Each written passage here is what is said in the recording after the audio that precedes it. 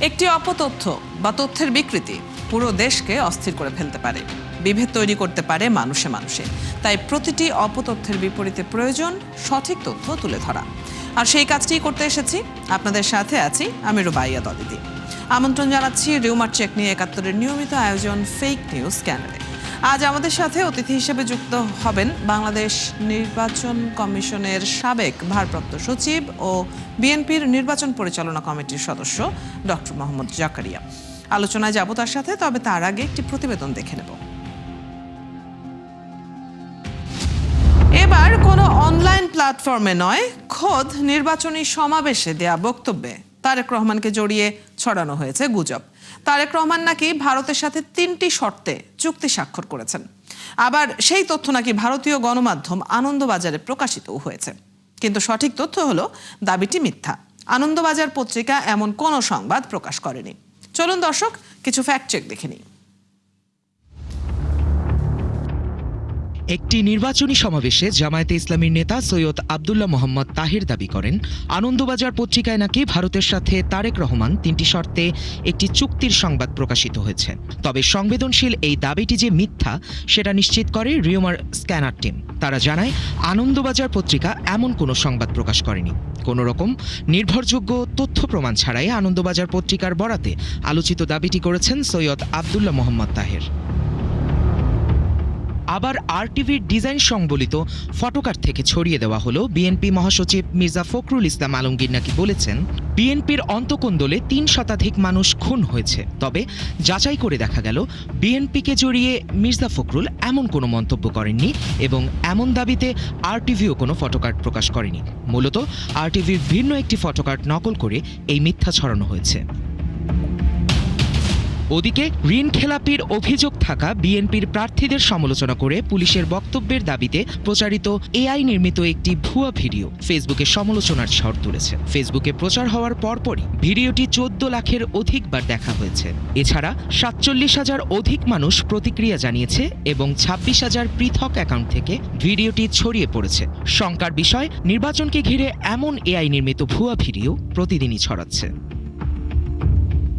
গুজব কিন্তু এখানেই শেষ নয়। ক্রমাগত গুজবের শিকার হচ্ছেন মির্জা আব্বাস। এই যেমন সম্প্রতি সামাজিক যোগাযোগ মাধ্যমে মির্জা আব্বাসের ছবি সংযুক্ত করে বেশ কিছু আপত্তিকর মন্তব্য ছড়ানো হয়েছে। এসব ভুয়া মন্তব্যগুলোকে দেখে আবার অর্ধলক্ষাধিক মানুষ প্রতিক্রিয়াও জানিয়েছে। কোনো তথ্য প্রমাণ ছাড়াই মির্জা আব্বাসকে জড়িয়ে এমন তথ্য প্রচার করা হয়েছে। দর্শক, আজকের ফেক নিউজ স্ক্যানারের প্রতিবেদন তৈরি করতে গিয়ে দেখা গেল নির্বাচন ও রাজনৈতিক দলকেন্দ্রিক অপতথ্যের সংখ্যায় সবচেয়ে বেশি। যথারীতি গুজবের টার্গেটে আছে রাজনৈতিক দল হিসেবে বিএনপি এবং দলটির নেতারা। সবচেয়ে শঙ্কার দিক হলো সত্যের সাথে মিথ্যা মিশিয়ে প্রচার হচ্ছে গণমাধ্যমের নকল ফটোকার্ড। এই বাস্তবতায় সামাজিক যোগাযোগ মাধ্যম নয়, বরং গণমাধ্যমের খবরগুলিতেই আস্থা রাখার পরামর্শ বিশেষজ্ঞদের। শায়ক দাস, ৭১। আমরা দেখে নিচ্ছিলাম প্রতিবেদন। একটা মোটামুটি ধারণা তো আমাদের রয়েছেই যে এই সময়টিতে নির্বাচন কেন্দ্রিক গুজবের সংখ্যা দিন দিনই বাড়ছে। এসব নিয়ে আলোচনা করব। আমাদের সাথে বাংলাদেশ নির্বাচন কমিশনের সাবেক ভারপ্রাপ্ত সচিব ও বিএনপির নির্বাচন পরিচালনা কমিটির সদস্য ডক্টর মোহাম্মদ জাকারিয়া রয়েছেন। আগেই জানিয়েছি আপনাদেরকে, তার কাছে চলে যাচ্ছি। আপনাকে স্বাগত জানাচ্ছি ৭১-এ।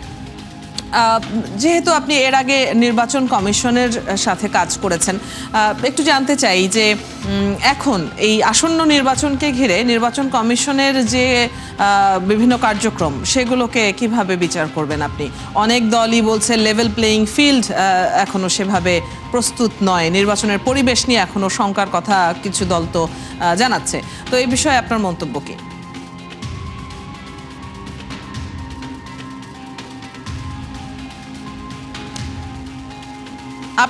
আপনার কথা শুনতে পাচ্ছি না, অডিও মিউট করা আছে আপনার ডিভাইসে, একটু খেয়াল করবেন। আনমিউট করে তারপর বলতে হবে। এখন মনে হয় শুনতে পারবো। না না, আবার মিউট হয়ে গেছে। আপনাকে একটু খেয়াল করতে হবে, আনমিউট করতে হবে। জি শুনতে পাচ্ছেন? জি, এখন শুনতে পাচ্ছি। জি জি জি, তো ধন্যবাদ আপনাকে, অনেক ধন্যবাদ।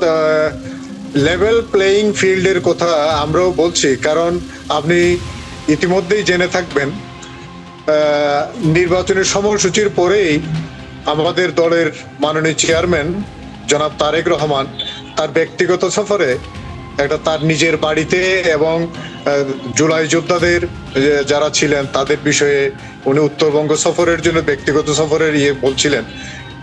যাই হোক, কিন্তু নির্বাচন কমিশনের অনুরোধে এটা পরবর্তীতে এই সফর উনি বাতিল করেছেন, যেহেতু এটা লেভেল প্লেইং ফিল্ডের কথা এসছে এই কারণেই। কিন্তু নির্বাচন বড় দল হিসাবে সবসময় বাংলাদেশ জাতীয়তাবাদী দল বিএনপি এই বিষয়গুলা মানার চেষ্টা করে, তার কারণ আচরণ বিধিমালার চেষ্টা করে দল হিসাবে যেসব কথা আসছে, কিন্তু বিএনপি এই ধরনের কাজ তেমন একটা মানে আচরণ বিধি ভঙ্গের কাজ তেমন একটা করছে না। কিন্তু অথচ অনেক দল এই এখন পর্যন্ত যে ধরনের আচরণবিধি লঙ্ঘন করে চলেছে এটা খুবই মারাত্মক। কারণ এই ধরনের আচরণবিধির বিষয়গুলা নির্বাচন কমিশনকেও জানানো হয়েছে।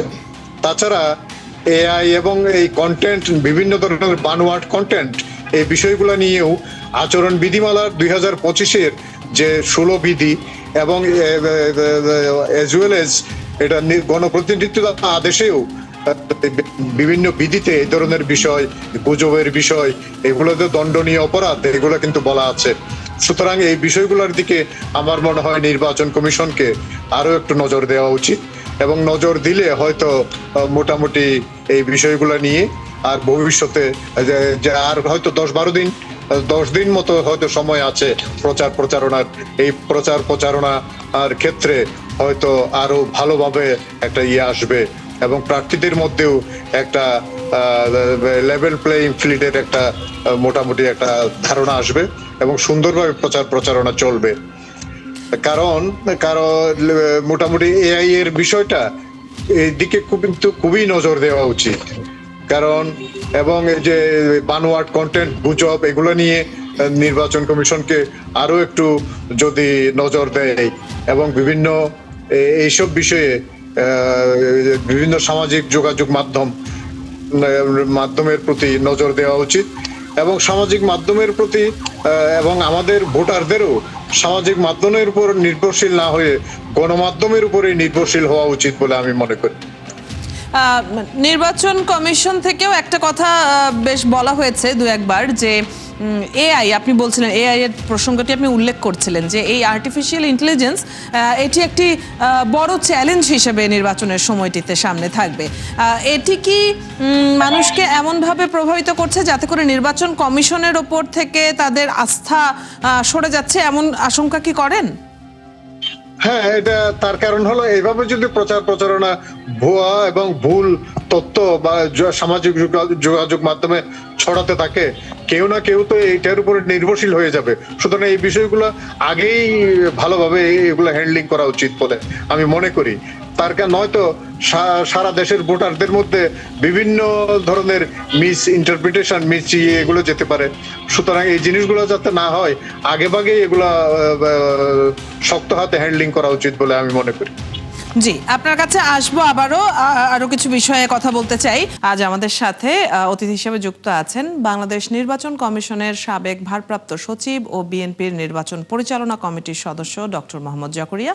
আমরা তার কাছেই আবারও চলে যাচ্ছি।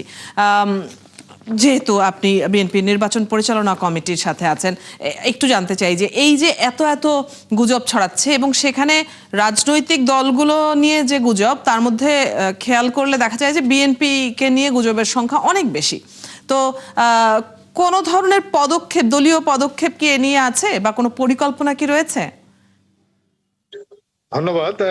পরিকল্পনা, আমাদের দলীয় পরিকল্পনা, এই গুজবের আমরা ফ্যাক্ট চেকিং এর ব্যবস্থা করি। ফ্যাক্ট চেকিং করে যেটা আমরা মনে করি সেটা আমরা জানাই এবং এই ধরনের অভিযোগ আমরা নির্বাচন কমিশনে দেওয়ার চেষ্টা করি, এবং নির্বাচন কমিশন যাতে এই ধরনের ব্যবস্থা নেয়।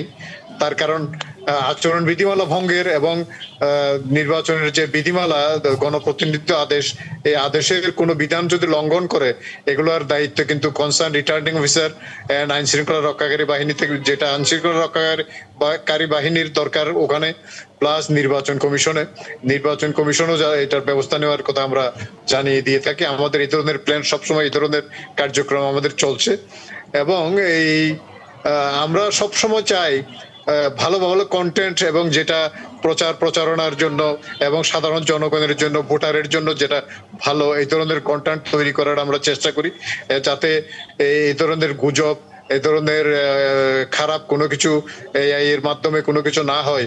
এটার জন্য আমাদের প্ল্যান আছে এবং এই প্ল্যানেই আমরা আগাতে চাই আর কি, এবং আমরা আগানোর চেষ্টা করি। এখনো পর্যন্ত আমরা এই ধরনের কার্যক্রম চালিয়ে যাচ্ছি আমরা। জি, জেনে নিচ্ছিলাম আপনার কাছ থেকে।